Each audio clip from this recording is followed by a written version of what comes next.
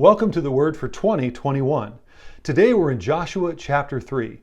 God is just about ready to take this nation into the promised land. Right before God was ready to do something new for them, he had Joshua tell them to consecrate themselves. In verse 5, Joshua came to the people and he said, "Consecrate yourselves, for tomorrow the Lord will do amazing things among you." If we want God to use us, if we want God to do something new in our lives, we need to follow their example. We need to first make sure that our lives are right. Is there anything in us that shouldn't be there? We need to make some needed changes possibly. Get rid of things that we know are wrong in our life. Consecrate means to set yourself apart, to recommit yourself. It's like when Jesus said, you cannot put new wine into old wineskins. You have to start with something new. Well, God then told the priests to go and take the Ark of the Covenant, stand in the middle of the river. Can you imagine when the priests heard that? The water was at flood stage, and now God is telling them to go and stand in the river. Maybe they were thinking, this could be just like the Red Sea crossing.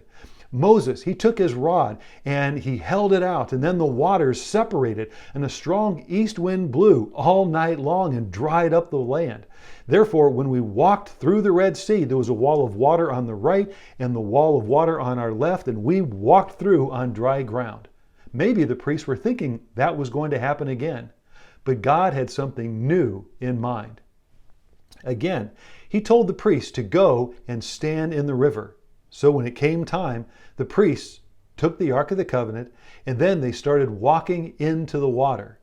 And when they started walking into the water, then upriver, the water started to heap up and the ground below them was dried up.